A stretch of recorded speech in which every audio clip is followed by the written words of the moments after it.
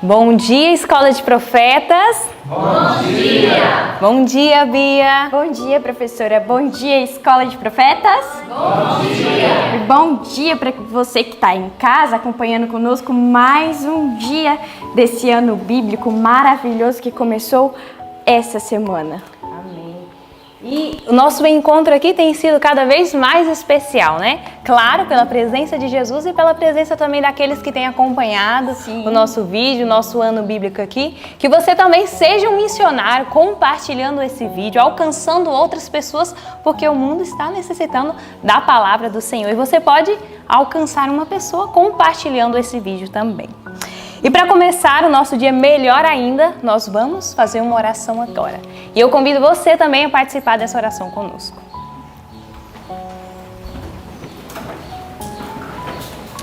Oremos. Santo Deus e eterno Pai, nós louvamos o Teu nome porque nós já sentimos a presença do Senhor e agora nós vamos louvar o Teu nome, Pai. Que o Senhor receba o nosso louvor como um aroma suave até o céu. E que também ao estudarmos a palavra do Senhor, o Senhor possa alcançar o meu coração, o coração dos Seus filhos e aqueles que têm acompanhado o vídeo da Escola de Profetas também. Amém. Nós louvamos o Teu nome porque o Seu amor é maravilhoso e é infinito e não falha, Pai. Amém. Obrigada por tudo, em nome de Jesus Cristo. Amém, Senhor Jesus. E agora, para alegrar ainda mais o nosso dia, nós vamos louvar sobre o amor de Jesus. E o amor de Jesus nos faz contentes, não é verdade? Sim. E nós vamos louvar o Senhor com o hino de número 238. Amor nos faz contentes.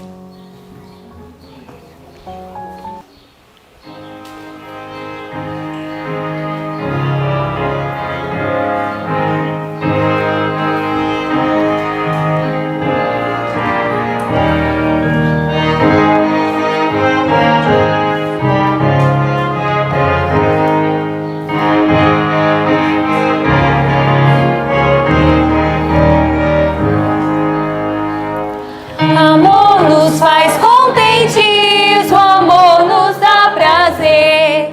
E para a lei cumprirmos, o amor nos dá poder. Deus é bom, seus filhinhos somos.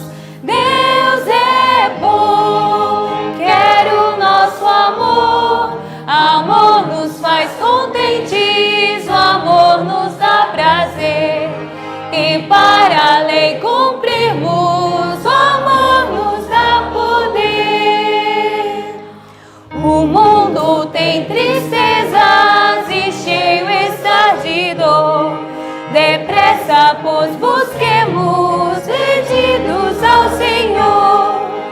Deus é bom, seus filhinhos somos. Deus é bom e quer o nosso amor. Amor nos faz contentes, amor nos dá prazer. E para a lei cumprirmos, o amor nos dá poder. E quando enfim a vida de luta se acabar, o céu também iremos ao nosso Deus louvar. Deus é bom, seus filhinhos somos. Deus é bom e quer o nosso amor. Amor nos faz contentes, o amor nos dá prazer. E para a lei cumprirmos, o amor nos dá poder. Amém, professora Thay. E é exatamente esse amor que nos motiva a gravar todos os dias um versinho bíblico que dessa semana se encontra lá em Efésios 5:14. Eu vou esperar um segundinho para você abrir aí a sua Bíblia em Efésios 5:14 para a gente poder falar esse versinho. E aí, conseguiram achar? Eu já achei aqui na minha. Vamos lá no 3? 1, 2, 3. Efésios 5:14. Por isso diz: desperta tu que dormes, levanta-te dentre os mortos, e Cristo te esclarecerá. Efésios 5,14. Efésios 5,14. Por isso diz: desperta tu que dormes, levanta-te dentre os mortos, e Cristo te esclarecerás. Efésios 5,14. Efésios 5,14. Por isso diz: desperta tu que dormes, levanta-te dentre os mortos, e Cristo te esclarecerá. Efésios 5,14. Amém. Amém. Louvado seja Deus. E agora nós vamos ficar com a recapitulação do nosso ano bíblico. Que o Senhor Jesus Cristo alcance o seu coração. E até amanhã. Bom dia, espero que vocês tenham dormido bem, que tudo esteja ajustado no coração e que estejam animados. Bom dia você que está em casa. Seja bem-vindo ao culto da Escola de Profetas. Você acabou de ouvir música, você sabe que os passarinhos também estão cantando lá fora. Espero que você esteja decorando o seu versinho, o verso especial de cada semana, para que o Senhor Deus possa gravar na sua mente estes textos para o momento em que a Bíblia nos será tirada. Isso acontecerá rapidamente e nós temos que estar preparados para isso. Hoje o nosso estudo, você se lembra que estamos fazendo o ano bíblico? Lembra-se disso? Estamos envolvidos numa bênção muito grande de Deus. Hoje é dia 4 de janeiro e o nosso estudo de hoje nos traz uma informação muito interessante. Se você ainda não tem esse livrinho, peça para nós. Nós vamos mandar em PDF para você, porque é o guia do ano bíblico. Eu sei que eu tenho que falar isso nesse início, não é? Para que fique bem gravado na sua mente. Não deixe de estudar, ainda dá tempo de você organizar cada dia, cada momento. Você estudando no final do ano, você terá lido toda a série Conflito e também terá lido, pela graça e poder de Deus, todas as informações da Bíblia Sagrada do Senhor. Já pensou ler mais de 70 livros no ano? Essa é a proposta de Deus, para que a sua mente esteja em conexão com a mente do céu. Abra sua Bíblia no Salmo 9 e no Salmo 10. Nós vamos, pela graça e poder de Jesus, passar esta semana o estudo para você, mas daqui uns dias tem uma surpresa muito linda para você. A surpresa é que os alunos da Escola de Profetas vão fazer este momento que eu estou fazendo agora. E você vai poder acompanhar, conhecê-los e mandar um recado, e nós vamos mandar um recado para você. Vamos estar juntos. Você está participando deste culto agora, um culto ao vivo, e então todos os dias, até o final do ano, vamos estar juntos neste momento. Temos o culto à tarde também, onde tratamos de outros assuntos, de outros temas. Mas agora pela manhã, o ano bíblico. O Salmo 9 nos traz uma informação muito interessante. Às vezes nós temos a ideia que a questão do julgamento do céu era algo obscuro, escuro e não conhecido pelos povos do passado, que a ideia de que tem no céu um santuário e que lá acontece o julgamento de seu povo era algo que o povo do passado não entendia. Quem escreveu este salmo aqui foi Davi, o Salmo 9, né? Então você dá uma olhadinha, que coisa interessante. Davi tinha clara certeza, às vezes muito mais do que nós, sobre o julgamento celestial, sobre a atitude de Deus dentro do lugar santíssimo do santuário celestial. Eu quero ouvir dos alunos aonde vocês encontram informação sobre o julgamento neste salmo. Por favor, é com vocês agora. Digam para mim. O versículo 4? Então vamos dar uma olhadinha, Salmo 9, versículo 4. Você que está em casa pode acompanhar. Pois tu tens sustentado o meu direito e a minha causa. Tu te assentas no tribunal julgando justamente. Um dia você vai entender, que não vai demorar muito, sobre esta parte tão especial do trabalho de Deus.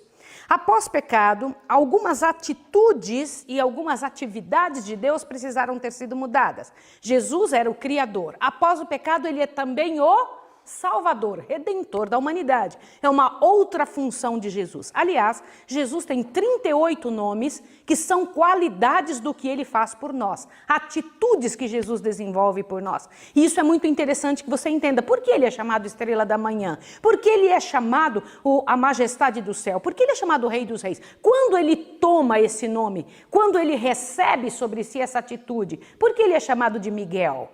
O que acontece com Jesus dentro destas qualificações que ele recebe por causa de seu nome? Aqui na Terra nós colocamos um nome sobre nós, que nós gostamos de um amigo, de alguém que a gente admira, às vezes até da novela, alguém coloca o nome de seus filhos, mas na Bíblia não existe esse tipo de posicionamento. As pessoas são colocadas e recebem nomes, são colocadas uma inscrição sobre elas quando o nome lhe é dado. O nome é uma representação de seu caráter, de sua atitude, do seu trabalho, da sua função. Jesus tem 38 nomes diferentes, tá bem? Então isso é muito interessante. Isso não deve ser muito obscuro para você e para mim, porque as pessoas do passado tinham nomes muito longos. Eu tenho um nome muito longo, você me conhece como Maísa Ribeiro, mas você não tem ideia da quantidade de nomes que eu tenho. São os meus sobrenomes. Então as pessoas chamavam-se José, Joaquim, Antônio, tinham vários nomes antigamente, né? E então foi suprimindo essa ideia e hoje tem menos. Mas Jesus continua com 38 nomes. Mas uma das funções de Jesus é o julgamento, que foi tão bem estabelecido dentro do Salmo 9. Outro detalhe do Salmo 9 é a confiança que temos que ter nesse que nos julga. Presta atenção, na ideia humana de julgamento, nós pensamos assim: alguém vai me julgar, eu não quero que me julguem. Não é assim que o ser humano fala a respeito do outro? Quando alguém começa a comentar alguma coisa sobre uma pessoa, ela diz: eu não quero que você está me julgando. Não é assim que nós dizemos? Pois eu quero que você saiba que o julgamento do céu tem outra conotação. Jesus não nos julga para nos achar um defeito, ele nos julga para tentar encontrar um meio de nos salvar. O julgamento de Deus é para tentar achar alguma coisa na nossa atitude que consiga tirar de nós a culpa do que fazemos. Eu vou te dizer com mais clareza sobre isso. No Antigo Testamento havia o Sinédrio. Quantos de vocês já ouviram falar do Sinédrio? Quantos já ouviram falar disso? Os discípulos tinham este local onde eles, esse posicionamento, esse ajuntamento de pessoas com um fim específico. E o Senhor Jesus, ele quando esteve trabalhando aqui, ele teve que enfrentar o Sinédrio algumas vezes. Te assusta agora com o que eu vou contar para você. Você sabe como é que era composto o julgamento nesta época? 71 homens eram então chamados sábios para fazer o julgamento de qualquer erro que acontecesse entre o povo do Senhor. Então, alguma pessoa que era considerada culpada vinha frente a esses 71 homens sábios. Vocês acham que existem pessoas sábias, sim ou não? Eu quero dizer para você que o fato de reconhecer que existem pessoas sábias torna você sábio. Por quê? Porque quando você entende que tem alguém que pode lhe ensinar, isso abre um leque tremendo na sua mente de compreensão, de ajuda, de recebimento de informações. A pessoa que acha que não existe ninguém que pode saber um pouco mais que ela é uma pessoa que ficou obtusa. Ela não consegue crescer. O Senhor Deus fez isso mesmo, fez alguns nascerem antes de nós para que eles tivessem mais experiência do que nós e nos pudessem ensinar coisas. Esses 71 homens, eles tinham capacidade para falar várias línguas. Isso já é um sinal de sabedoria, sim ou não? Claro, você entra em contato com outra cultura, você entende alguma coisa. Esses 71 homens eram mais sábios do que você está pensando. Eles conheciam como funcionava as leis da pessoa que vinha na frente ser julgada. Como é a lei do país onde você vive? Eles já sabiam, para que eles pudessem julgar com retidão. Como é que é o jeito que você foi criado, de que maneira que você é? Eles entendiam sobre o comportamento humano. Agora te assuste. Eles ficavam sentados como uma meia-lua, os 71 sábios. Atrás deles ficava 210 homens candidatos a sábios. Agora eu quero lhe explicar por que eles eram considerados sábios. Neste julgamento do povo do passado, não havia, te assuste, advogado de condenação. Todos os 71 tinham que absolver o homem. Eu vou repetir o que eu estou lhe dizendo. Eles só eram considerados sábios se eles tivessem condição de absolver uma pessoa. Qual era a razão pela qual eram considerados inteligentes, sábios, capazes? Se eles tivessem condição de ajudar seres humanos a saírem do problema. Não havia advogado de condenação. Todos eram advogados de absolvição. Olha que coisa linda. Agora o principal, a pessoa que vinha, ela não vinha porque iriam decidir se ela merecia ou não condenação. Ela já era condenada, ela iria morrer, ela merecia as pedradas, ela tinha que morrer. Vocês entenderam ou não? Agora te assuste. Quando então a pessoa chegava na frente deles, era ouvido do mais novo para o mais velho dos 71. A última palavra era do mais velho. Aliás, com isso nós podemos aprender entre nós que a fala última sempre é de quem? Vamos. Do mais velho. Por que isso? Eu fui falar aqui na frente do prefeito, o prefeito nos chamou para falar num discurso dele. E eu me lembro que foi dado a palavra para várias pessoas e foi perguntado, alguém mais tem alguma coisa a falar?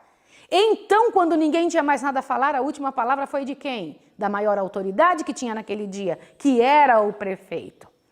E então, eu me lembro que me surgiu na mente uma ideia. E eu fui até assessor dele e falei assim, eu gostaria de passar essa informação. Ele disse, já acabou o tempo, agora quem falou por último foi ele. E eu fui pesquisar a respeito disso, por que tinha que ser ele? E eu tomei um susto, como as regras de etiqueta e educação não permitem que alguém fale depois. E lá no meio do povo de Israel tinha isso. Falava-se do mais novo para o mais velho. O último a ser ouvido era o mais velho. Agora te assuste. Eles tentavam do primeiro ao último 71 chances, olha que coisa linda, de ser absolvido. E se os 71 não conseguissem, os 210 atrás, eles tomavam a frente e diziam, eu vou encontrar um jeito de salvar. Se ele encontrasse um jeito de salvar o condenado, ele era considerado sábio e tomava o lugar do mais novo dos 71. Vocês entendem, quem estava atrás ficava torcendo. Eu tenho que encontrar um jeito de salvar. Eu tenho que encontrar um jeito de livrar essa pessoa. Por quê? Porque essa era a função. Eles não estavam ali para condenar. Eles estavam ali para salvar alguém que estava em miséria. Eu acho isso lindo. Eu acho isso grande. Esta é a ação do céu. E ainda tinha mais uma. Se os 210 não encontrassem um jeito de salvar, eles saíam por uma semana, eles ganhavam uma trombeta e um cavalo com uma grande bandeira. Eles saíam por uma semana andando ao redor de onde aquele condenado morava, perguntando por uma semana, há alguém que conhece um meio de salvar o condenado? Eles passavam uma semana gritando. Para que a bandeira, para que a trombeta? Caso alguém dissesse, eu vi que não foi ele que deu a facada, eu sei. O quê? Você viu? Você pode me ajudar a salvar aquela pessoa? Então venha cá. Eles tocavam a trombeta bem alto, levantavam a bandeira o mais alto que podia e diziam, encontrei um jeito de salvar. E todos os outros vinham rejubilando de alegria, porque tinham encontrado um jeito de fazer o quê com o condenado? Este é o quadro do céu. Quando o seu nome passa diante de Deus, não é para encontrar um defeito em você. Condenados já estamos, essa é a nossa condição natural. A condição natural de seres humanos é condenação. O céu só se envolve conosco não para encontrar defeitos, eles já sabem. Se envolvem conosco para nos salvar. Isso deve encher seu coração de alegria. E essa deve ser nossa atitude frente a alguém errado. Olha que coisa tremenda. O Salmo 9 fala disso. O Salmo 9 é uma declaração dessa atitude. E o Salmo 10 diz, Senhor, até quando o Senhor vai permitir que os ímpios continuem errando? Senhor, dá uma olhada, que coisa terrível. Como é terrível viver com quem não entra no esquema. Sim ou não? Pense num casamento onde só uma pessoa se estabelece para fazer o certo. Pense num filho. Eu não estou dizendo que você não deve amar e cuidar dessa pessoa, eu estou dizendo que é difícil viver dentro deste quadro. Sim ou não? É isso que diz o Salmo 10. O Salmo 10 é uma revelação de situações angustiosas e de como então o Senhor Deus espera que a pessoa saia dessa situação, né? Olha só o verso 3 do Salmo 10. Porque o ímpio gloria-se do desejo de sua alma, bendiz ao avarento e blasfema do Senhor. Olha a linguagem que é dita aqui. Por causa do seu orgulho, o ímpio não investiga todas as suas cogitações. As cogitações dele são não há Deus. E Deus diz que essa atitude de achar que Deus não vai tomar a juízo as atitudes humanas é considerada uma blasfêmia. Eu vou repetir o que eu estou dizendo. O Salmo 10 nos ensina que quando nós pensamos assim, imagina, Deus não se preocupa com tal coisa, isso não tem problema. Você acha que Deus é como seres humanos? Eu vou fazer uma pergunta para você entender o Salmo 10. Qual mulher aqui, entre nós, se casaria, aceitaria casar-se com um homem assim, ó? Inteligente, bondoso, educado, cuida dos filhos, não joga meia no chão, seja super trabalhador, que não deixe passar. Eu não estou dizendo riqueza, eu estou falando daquela pessoa que ajusta a vida, que faz de tudo para dar certo, que ama a mulher, mas diga o seguinte: eu amo você 23 horas por dia, querida, mas 1 hora eu vou sair e vou namorar quem eu quiser. Qual mulher aceita? Queria ver uma mãozinha só levantar e dizer: eu aceito me casar com esse homem. Sabe por quê? Uma pitada dentro de um casamento, uma pitadinha de infidelidade termina o casamento inteiro. Tá bom, eu vou passar isso agora para os homens. Qual homem aceita casar-se com uma mulher inteligente, bonita, agradável, que sabe fazer uma comida super gostosa, super limpa, que seja ativa, trabalhadora, linda, bonitona? Pode botar todas as qualidades, mas que diga: eu vou passar meia hora por dia namorando todo homem que eu quiser. Qual homem aceita? Bora. Eu ainda não encontrei ninguém, nem mulher, nem homem que aceite isso. Se nós não aceitamos uma pitadinha do que é errado, por que queremos que Deus aceite? Nós queremos que Deus aceite goela abaixo o que nós nunca aceitaríamos. E nós dizemos que Deus é injusto se Ele não aceita as coisas erradas nossas. Isso não é assim. Senhor Deus tem uma linguagem que eu demorei anos a entender. Diz que com o ímpio Ele se mostra implacável. O que é implacável? O amor de Deus é um negócio tão tremendo que Ele não pode aceitar o que vai destruir o outro. Ele não pode aceitar o que vai destruir outra pessoa. Nossa vida não depende só de nós. Nossa vida e nossa atitude influencia toda uma geração. Uma atitude de uma pessoa destrói uma geração inteira. Veja o que aconteceu lá no Éden e o resultado agora. Não pense que foi de uma coisa grande. Nunca te assustou que o primeiro pecado foi um negocinho desse tamanho? Você já parou para pensar isso? E o Salmo 10 nos traz essa informação. Por favor, vá para Gênesis capítulo 2, onde o Senhor Deus, na sua misericordiosa bondade, traz informações muito bonitas para nós. Aliás, eu quero falar uma coisa para você, e eu queria que você, ao ouvir isso agora, nós temos pouquinhos minutos para trabalhar em cima desta informação. Eu queria que você pegasse agora a sua Bíblia e abrisse e tirasse o livro de Gênesis, que termina no livro de Êxodo. Pega isso daqui só para você se assustar agora. Olha o que eu vou te dizer. Aqui está, nesse pedacinho aqui, minha Bíblia é muito novinha, e aí ela já não trabalha na minha mão com a rapidez que eu gostaria que trabalhasse. Você está vendo o tamanho da Bíblia? Olha o tamanho que a Bíblia é. No livro de Gênesis, você encontra 2.400 anos da história da Terra.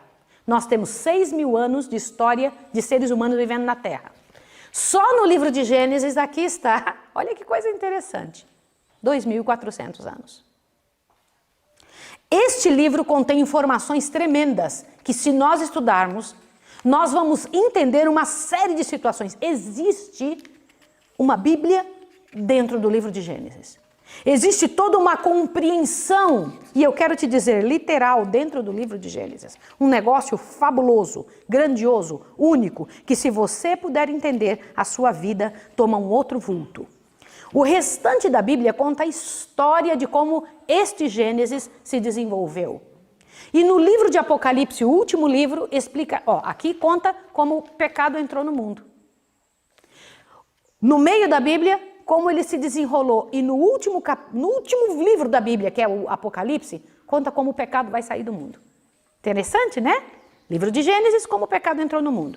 O meio da Bíblia inteirinha, entre Êxodo até o livro de 3º João, você vai entender ali o desenrolar dos fatos. E o livro de Apocalipse, como o pecado vai sair do mundo. Gênesis 2 nos traz uma informação interessante. O que diz ali? Que Deus, vamos ler juntos, eu preciso ler essas partezinhas, são 3 partes principais do livro de Gênesis capítulo 2. Assim os céus e a terra e todo o seu exército foram acabados. Havendo Deus acabado no 7º dia a sua obra que tinha feito, descansou no 7º dia de toda a obra que tinha feito. E abençoou Deus o 7º dia e o santificou, porque nele descansou de toda a obra da criação que fizera. Esta é a única parte de Gênesis, presta atenção que eu vou te falar, que ela é uma novidade para o capítulo 2. Porque do verso 4 em diante é uma explicação de como ele tinha feito no capítulo 1. Preste atenção nisso. Olha a explicação do que Deus fez no capítulo 1, do verso 4. Essas são as origens dos céus e da terra quando foram criados, no dia que o Senhor Deus fez o céu e a terra. Toda planta do campo ainda não havia nascido. Olha Deus explicando como ele fez uma casa para Adão. Ele explicando como ele criou o jardim do Éden. Isso ele já não tinha feito no capítulo 1, sim ou não? Sim. Aqui ele não está recriando de novo, não foi depois que ele terminou os 7 dias que agora ele vai criar a casa de Adão. É uma explicação do que ele já tinha feito antes. Entenderam isso ou não? Está claro para vocês? É preciso que você compreenda isso. Então aqui o Senhor está explicando que ele pegou e criou um lugar para Adão viver. Qual foi este lugar? Vai lá. Presta atenção, uma coisa bonita. Vocês sabiam que antigamente não chovia? Na Terra não choveu até o ano 1656 da história da Terra. É exatamente isso que você está ouvindo. Como era que então as plantas sobreviviam? Veja, por favor, o verso 6. Um vapor, porém, subia da terra e regava toda a face da terra.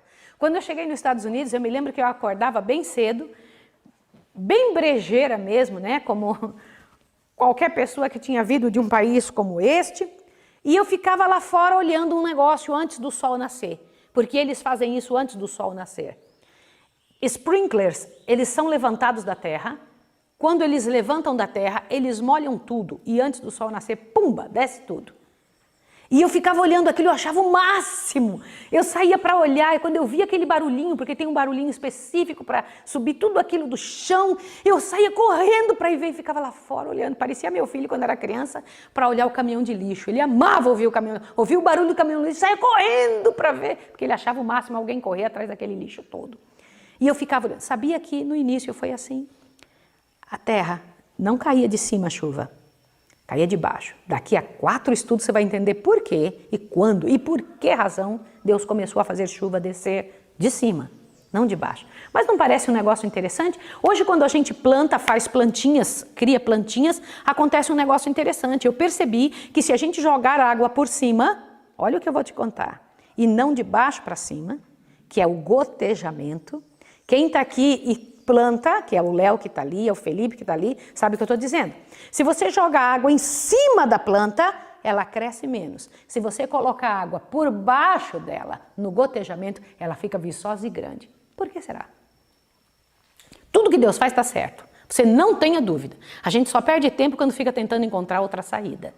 As plantas crescem melhor. Aí no verso 7, o Senhor Deus formou Deus o homem do pó da terra, soprou em seus narizes o fôlego de vida e o homem se tornou uma alma vivente. E ainda diz o verso 8, e plantou o Senhor Deus um jardim no Éden, na banda do Oriente, e pôs ali o homem que tinha formado. E o Senhor fez brotar da terra toda árvore agradável. Ali vem dizendo tudo o que havia, os rios que tinha, a quantidade de ouro. Aliás, meus irmãos, tinha mais ouro do que você é capaz de imaginar. A terra era coberta de ouro e pedras preciosas. Hoje, estas pedras preciosas e ouro estão debaixo da terra, porque na época do dilúvio elas foram cobertas. Tá certo? Que nós vamos entender daqui uns dias. Agora dê uma olhadinha, uma coisa interessante, verso 16. Primeira ordem de Deus que o Senhor Deus dá para não fazer alguma coisa. Verso 16 diz, e ordenou o Senhor Deus ao homem, dizendo, de toda árvore do jardim comerás livremente, mas da árvore da ciência do bem e do mal, dela não comerás, porque no dia em que dela comerdes, certamente morrerás. Agora Deus vai explicar a criação da mulher. É onde o Senhor Deus usa a palavra artisticamente. Olha lá. E disse o Senhor, não é bom que o homem esteja só. Far-lhe-ei uma adjutora que esteja diante dele. Havendo, pois, o Senhor Deus formado da terra todo animal, do campo e toda ave do céu, trouxe a Adão, para ver como este lhe chamaria. E tudo que Adão chamou a toda alma vivente foi seu nome. Quem deu o nome aos animais? E Adão pôs o nome a todos os gado, todas as aves do céu, todo animal do campo. Mas para o homem não se achava uma adjutora que estivesse diante dele. Ali, dê uma olhada o que Deus fez no verso 21. Então o Senhor Deus fez cair um sono pesado sobre Adão e este adormeceu. E tomou uma das suas costelas e cerrou o lugar com carne. E da costela que o Senhor Deus tomou do homem, formou a mulher e trouxe a Adão. E disse a Adão, este é osso dos meus ossos, carne de minha carne. Esta será chamada varoa, porque do varão foi chamada. Portanto, deixará, olha a palavra aqui que é usada, deixará o homem, seu pai e sua mãe, e unir-se-á à sua mulher, e serão ambos uma só carne. Olha para cá. E então o Senhor Deus dizia, ambos estavam nus e não se envergonhavam. Olhe para mim aqui. Presta atenção que eu preciso te explicar. O Senhor Deus havia criado todo o planeta. Não pense que Deus criou em eras infinitas. Em muitos anos. Algumas pessoas dizem, ele fez um dia para Deus é como 1000 anos. Olha a compreensão errada das situações e das colocações bíblicas. Aí as pessoas dizem, foi muitos anos, não foram dias literais. Quero dizer a você que foram dias literais como o Gênesis explica. Se nós não entendermos a coisa do jeito que Deus fala, nós vamos entrar num conflito tremendo com o céu. Nós não cremos que foram várias eras e muito menos que o homem era um ser matuto que andava com uma lança na mão, caçando para comer e correndo atrás de um bicho e tentando descobrir o fogo. Tudo isso é enrolação, tudo isso é ideia patética humana. Nunca isso aconteceu. O homem era nobre, saiu das mãos de Deus com a nobreza de um Deus eterno. Ele tinha uma inteligência e uma capacidade tão superior à nossa que nós somos considerados quase um nada versus nada na frente dele, mesmo com 6.000 anos, que nós pensamos que é evolução. Nós estamos em involução. O Senhor Deus pegou o homem saído de suas mãos, com sua capacidade, com a capacidade celeste que Deus havia dado a ele. Uma capacidade limitada, mas era a capacidade celeste. E o colocou num prédio, foi isso? Ou num jardim? Deus o colocou num jardim. Havia criado a terra um após outros dias. Só para você entender, eu quero que você pense rapidinho, abre em Gênesis 1. O que Deus criou no primeiro dia? A luz e fez separação entre a luz e as trevas. Segundo dia ele criou o quê? Rápido, Gênesis 1. Vamos lá. Fez o firmamento, não foi isso? Separou as águas das águas e que mais? Terceiro dia ele criou o quê? Árvores e frutos. Quarto dia ele criou o quê? Vai lá, gente. Ah, peraí. Então vamos entender uma coisa. Você tem certeza que Deus no quarto dia criou a lua e as estrelas? E o sol, etc? Sim ou não? Está escrito. O que ele criou no terceiro dia? Raciocina. Vamos lá. As plantas. Se Deus tivesse criado em 1000 anos, então ele cria as plantas no terceiro milênio e só vai criar o sol e os astros no outro milênio. Essas plantas teriam morrido todas? Sim ou não? Responda.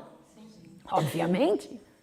Obviamente, não haveria fotossíntese, não haveria nenhum tipo de produção. Não existe isso. Se nós não acreditarmos que Deus fez literalmente, como disse no Gênesis, que tudo apareceu de sua boca, que o Senhor Deus fez um dia após o outro e que Ele criou a primeira semana como exemplo do resto de todas, que se fosse ser necessárias no planeta Terra. Essa é uma certeza que devemos ter. Não se pode ter dúvidas relacionadas a isso, porque esta dúvida gera o que hoje temos de confusão no planeta Terra. Eu preciso que você entenda que Deus teve e manteve uma semana literal. Literal. E o Senhor entregou essa semana literal para Adão. Qual foi a primeira coisa que Adão teve ao vir à existência? Seu casamento, lembra disso? A dieta que Deus concedeu para ele e o sábado. Lembra disso? O Senhor Deus disse o sábado. Quais são as coisas antes do pecado que nós devemos ter até hoje? E que terá quando? Depois da restauração da nova terra. Compreende a seriedade disso? O Senhor Deus permanecerá com isso. Esses 3 detalhes o Senhor Deus permanecerá. Casamento monogâmico, um casamento entre homem e mulher abençoado, com sexualidade dentro deste casamento. O Senhor tem a mesmíssima dieta, ou você acha que no céu nós vamos matar animais para comer? Pense. Pense nisso. Aqui é um treino para o que haverá de acontecer. E ainda continuaremos guardar o sábado, como diz em Salmo 66. Essa é uma realidade. E o Senhor Deus pega o homem e o coloca num jardim e dá uma orientação. Desta árvore, você, a única que você não come, o resto tudo é tua. Todo o resto é teu. Agora veja, Adão tinha acabado de dar nome aos animais. tudo estava pronto. E Adão deu nome aos animais. Imagina a inteligência. Gente, me diga, quando foi que você deu nome para um animalzinho? Vai, me responda. Ele teve que casar naquele dia. É a lua de mel dele naquele dia. Raciocina. Ele teve que dar nome a todos os animais, porque Adão e a Eva foi criada só no final do dia. Aquela sexta-feira, não é? Ela foi criada no final do dia. Foi ou não foi? Sabe como foi? O Senhor Deus pega e fala assim: Adão, vem cá. Quando Adão começou a sentir falta, porque era vontade de Deus que Adão sentisse falta. Eu preciso. Eu quero a esposa. Eu quero uma que seja igual. Estou vendo que todo mundo tem. Sabe? Não tinha. Aí olha que interessante. Adão, vem cá. Primeira anestesia. Fez ele dormir. Adão deita no chão. Imagine isso sendo visto por todos os seres dos céus. Os animais não falavam, mas tinham inteligência suficiente para atender a voz do ser humano. Hoje o russo atende a voz só do Leandro. Quero que vocês saibam disso. A minha não atende de jeito nenhum, mas atende a do Leandro, porque é o dono. O cachorro que atende minha voz aqui em casa é o Totô, o meu outro cachorro. Então ele me atende e ele fica meio assim com o Leandro, né? Mas é a mim que ele atende. Agora te assusta. Bota Adão deitado e faz o primeiro clone. Pega um material existente, com uma quantidade de células, mesmo DNA. Sim ou não? Sim. Ele fecha o lugar com carne.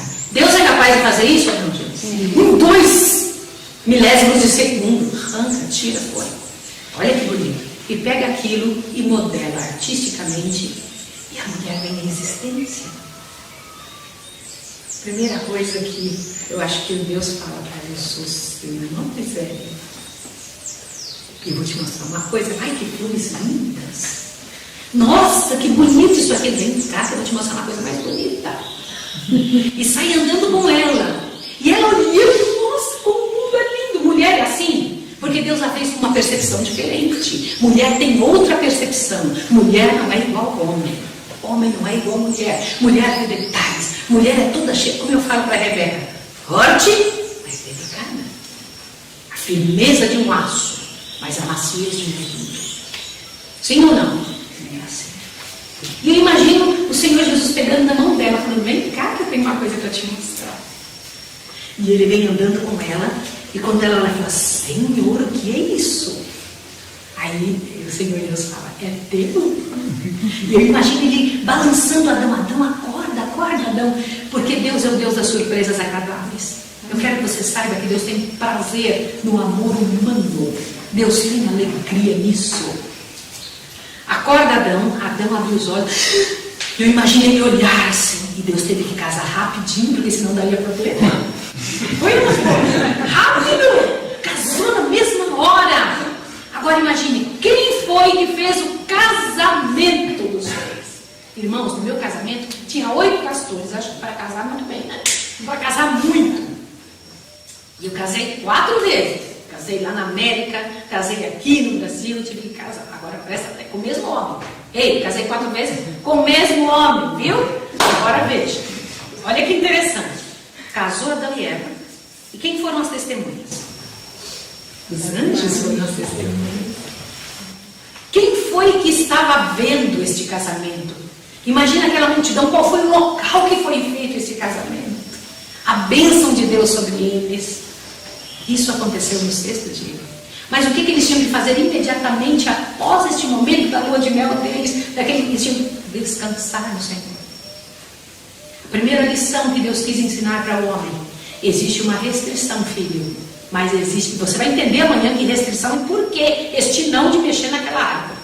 Você vai entender por que Deus precisou dizer não. Todos eram assim, o resto tudo. A única coisa, filho, é esta árvore não mexa. E a primeira coisa que ele pediu: tenha comunhão comigo. A primeira responsabilidade tua é essa, filho. Quer dirigir bem sua família? Tenha comunhão comigo. Quer viver bem, filho? Mantenha este dia na tua mente como exemplo para todas as eras. Você é o iniciador disso. Agora perceba a frase que você precisa ouvir. Te assusta. O método de Deus em tratar com suas criaturas não é criar uma lei fixa e jogar o homem lá. O sol vai sempre fazer fazer esse movimento de translação, a Terra vai fazer rotação, e a fotossíntese vai sempre fazer isso. Eu estou criando leis fixas e que se dane, vocês vivam dentro dessas leis. Isso não existe. Meu Pai trabalha até hoje, disse o Senhor Jesus, e eu trabalho também. O que isso diz?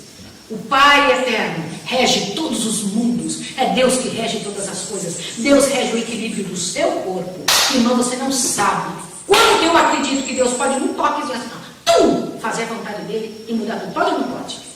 Num pensamento de Deus, Deus pode mudar a sequência de um gênio, de uma composição, de uma ligação entre um gênio e outro, e a sua doença ir embora. Pode ou não pode? Sim ou não, senhores? Ele pode, de um segundo para o outro, de um momento para o outro, o Senhor Deus pode fazer isso. O nosso Deus é que rege todas estas coisas, disse o nosso estudo de hoje. É Ele, está na mão dele, e nós dependemos dele. Eu acho isso maravilhoso. Existem leis fixas, mas Deus está trabalhando atrás delas. Outra coisa, as pessoas não querem estudar Daniel e Apocalipse porque dizem que é muito difícil, mas elas não se importam de estudar qualquer livro de ser humano que tem teorias a respeito da criação. Já perceberam isso? As pessoas não se importam. A ideia que existe de que levavam milhões de anos para chegar até agora, e chegar a essa compreensão de que foram milhões de anos para chegar, isso fere completamente o Gênesis. Aliás, irmãos, a maior parte do mundo não crê de Gênesis 1 a 11. E eu quero que vocês saibam que nem a Igreja Católica acredita do Gênesis 1 a 11. Isso é muito sério. A criação como ela está descrita na Bíblia não é acreditada. Deus não tem limites para a sua criação, quero que vocês saibam disso. É real que para esta terra, a Terra, sim, o planeta Terra, está, a criação completa está. Isso não significa que Deus já terminou a criação ou está podado de continuar criando em qualquer outro lugar. Tanto é que nós seremos recriados, sim ou não? A Terra será recriada, sim ou não? O céu será recriado. Eis que faço novos céus e nova terra. E ainda o Senhor Deus fará na sua frente e na minha. Glória ao nome do Senhor. Você verá essa criação acontecendo. Outro detalhe interessante que vimos nesta madrugada é o seguinte. Muitos ensinam que a matéria possui força vital, que certas propriedades são comunicadas à matéria, e que então ela fica a agir por meio de sua própria energia inerente. Quantos de vocês já ouviram isso? Eu já ouvi isso centenas de vezes. Olhe bem. E que as operações da natureza são dirigidas de acordo com leis fixas, nas quais o próprio Deus nem pode interferir. Isto é ciência falsa. E não é apoiada pela palavra de Deus. A natureza é serva do seu Criador. Amém, queridos? Amém. Deus não anula suas leis, nem age contrariamente a elas, mas está continuamente a empregá-las, olha só, como seus instrumentos. As leis são instrumentos de quem? De Deus. Certo? As leis fixas. As leis da natureza são instrumentos de quem? Deus pode interferir numa lei que Ele deixou fixa, sim ou não? O meu organismo funciona assim, assim, assim, igual o seu, tá bem? Então é necessário uma série de coisas que estejam funcionando normal para que tenhamos saúde. A gente vai lá e troca tudo. A gente come errado, a gente vive errado, a gente dorme errado, a gente age errado, sente errado. Irmãos, nós vamos estudar aqui, inclusive você em casa, vai estudar comigo, que mais danoso do que comer errado é pensar errado. Um pensamento é capaz de modificar teu corpo todinho durante o dia. Um pensamento errado. Olha a importância de pensar certo. A primeira coisa que deveríamos ter é um trabalho muito bem feito aqui dentro. Quando você faz aqui, vai muita coisa para o lugar. Isso é muito sério. Olha, a natureza testifica de uma inteligência, de uma presença, de uma energia ativa que opera em suas leis e por meio das mesmas leis. Há na natureza a operação contínua do Pai e do Filho. Cristo diz, meu Pai trabalha até agora, Filho trabalha também. Aí as pessoas falam, você viu que coisa interessante? Jesus disse que o Pai dele trabalha até hoje, inclusive no sábado. Mas o sábado não foi feito para Deus. Deus só descansou nesse dia por respeito a nós e para exemplo. Mas o sábado foi feito por causa de quem? Quem que precisa de descanso? Agora eu quero que você abra a Bíblia em dois textos interessantes. Por favor, abra a Bíblia no Salmo 104, rapidinho. Bendize, ó minha alma, ao Senhor, Deus meu, magnificente, sobre vestido de majestade, voa nas asas do vento. Gente, este salmo é um dos salmos mais bonitos da Bíblia. E ele traz um negócio interessante. Por favor, veja que interessante o Salmo 104. Olha só o que diz aqui. Acharam? Eu preciso que vocês sejam rapidinhos, porque nós temos bem pouquinho tempo. Olha.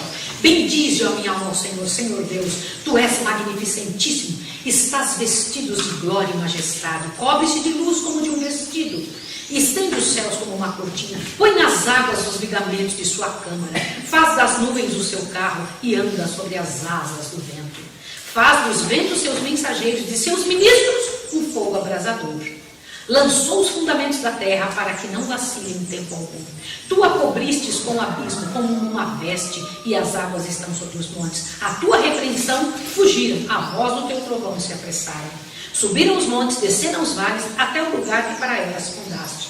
Limites lhe traçastes, que não ultrapassassem, para que não tornem mais a cobrir a terra. Tu que nos vales fazes arrebentar nascentes, que cobrem entre os montes, dão de beber a todos os animais do campo, os jumentos monteses matam com elas sua sede, junto delas habitam as aves do céu, cantando entre os ramos. Ele rega os montes desde as suas câmaras, a terra farta-se do fruto de suas obras. Ele faz crescer a erva para os animais e a verdura para o serviço do homem, para que tire da terra o alimento. Olha que interessante. O vinho que alegra o seu coração, e ele faz reluzir o seu rosto como azeite, e o pão que fortalece o seu coração. Satisfazem-se as árvores do Senhor, os cedros do... Olha, aqui só diz que Deus está no controle de tudo. Deus está no controle dos menores detalhes do seu corpo. Outra coisa que vamos estudar juntos aqui, para que encha seu coração, é que nós vamos estudar como que o corpo humano, olha que coisa linda, as leis do corpo humano, como o corpo humano foi feito, de que jeito que ele funciona, tentando entender do menor ao maior destes mandamentos de Deus para o corpo, para que você entenda a coisa grandiosa, que é abrir o olho e fechar. Você não sabe que quantidade de informações foram precisas para abrir o olho e fechar. Para eu mexer com a minha mão, para você conseguir me enxergar e ouvir, para você ter lido de maneira gradual. Isso é um negócio do outro planeta, é de lá do céu, que Deus deu um pouquinho na terra para você e para mim. Abre no livro de Romanos, que é o último texto que vamos ler hoje, para que você entenda a seriedade da mão de Deus, do cuidado de Deus. Você sabia que essa natureza é uma das maiores revelações de que Deus é o controlador, de que Ele é o Senhor de toda a glória. É a natureza ali fora que mostra para nós que existe alguém por trás disso tudo, que isso não acontece sozinho, que é o nosso Deus que está no controle. E eu queria te dizer um negócio que está no livro de Romanos que me impressiona. Romanos capítulo 1, verso 18 em diante diz assim. É o último texto de hoje, e eu queria que você que está em casa, enquanto os alunos acham o texto, estivesse conosco amanhã. Amanhã cedo vamos estudar de novo, tá bom? Amanhã cedo nós temos essa alegria de estudar juntos, de envolver o nosso coração nessa verdade gloriosa, de saber o que Deus espera de seu povo, tá? Então hoje nós estudamos a semana literal. Amanhã, dia 5, vamos estudar tentação e queda, tá? Vamos dar uma olhadinha o que diz no Romanos 1, verso 18 em diante. Porque do céu se manifesta a ira de Deus sobre toda a impiedade e injustiça dos homens, que detém a verdade pela injustiça. Te assusta com o próximo texto. Porque o que de Deus se pode conhecer, neles se manifesta. Porque quem lhe manifestou? Te assusta agora. O que diz aí? Como? O que está escrito na sua Bíblia? Que o que é preciso entender sobre Deus, quem é que manifesta as pessoas? Às vezes nós pensamos assim, se não tiver um mensageiro, se não tiver um missionário, nunca a verdade vai chegar lá. O que está escrito no verso 19? Como é que é? Como é que é? Quem é que fala com essas pessoas? Você sabia que Deus fala muito mais do que qualquer outro mensageiro, todos os dias e todo o tempo, com todo ser humano? Deus se manifesta para as pessoas. Não existe uma pessoa só, você vai se assustar agora, desculpável no planeta Terra. Não existe uma única pessoa que possa te dizer assim, eu não sabia, porque o próprio Deus fala para ela. Quer ver isso? Leia o 19 e o 20 agora. Porque o que de Deus se pode conhecer, nele se manifesta, porque Deus lhe manifestou. Verso 20. Porque as suas coisas invisíveis, desde a criação do mundo, tanto o seu eterno poder como sua divindade, se entende claramente, se vê pelo quê? Pelas coisas criadas, para que eles fiquem indesculpáveis. Olha para mim aqui agora. Todo ser humano. Por isso que Satanás quer tanto que a gente não tenha um dia para adorar a Deus como Deus disse. Do jeito dele. Porque nesse dia você não tira para pensar que é o teu Criador. Você não tira para agradecer e comemorar que você foi criado. Você não passa tempo envolvido com o Senhor do jeito que Deus ensinou. Não estou dizendo durante a semana que é a nossa obrigação. Falando do dia como Deus disse. E então você não tira para você dizer, obrigada, Senhor, por ter me criado de uma forma tão complexa. Obrigada, Senhor, porque olha só que coisa tremenda. Tudo em mim funciona. Foste tu que fizeste, tu continuas tratando tudo isso para isso acontecer. Obrigada, Senhor. Obrigada, porque tu me formaste de uma forma assombrosa. O Senhor é o meu Criador. O Senhor faz isso por mim. O Senhor criou todas as coisas com o teu poder. Glórias ao teu nome, ó Deus eterno. Que Deus abençoe você e a mim. Que o Senhor Deus nos enche de força, de coragem, de bênçãos. E que ao estudarmos amanhã, estejamos estudando, imbuídos por esta coisa gostosa que sentimos hoje, de entender que o nosso Deus é soberano, que Ele está no trono julgando, e que o julgamento de Deus não é como o nosso. Glórias ao nome de Deus que não é como o nosso. Que o Senhor Deus, no seu desejo de salvar, de restaurar, faz mais do que sabemos pensar e dizer. Que Deus abençoe você em casa. Eu quero orar com você agora. Vamos orar.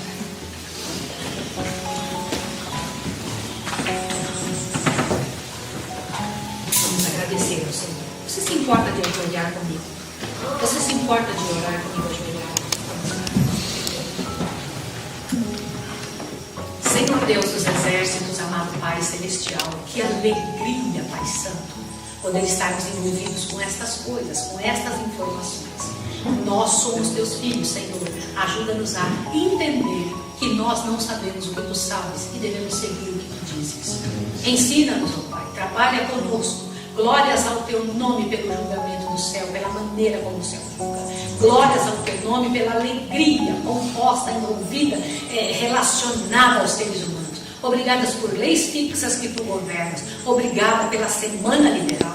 Obrigada, Senhor Deus, porque tudo tu fizeste exatamente como o Senhor ensina na tua palavra. E como é bom acreditar nisso. Preserva a nossa mente, preserva o nosso crer. Ensina-nos, Senhor, o teu modelo, em nome de Jesus. Amém. Deus abençoe você, chame-se bênção e coragem. Até amanhã.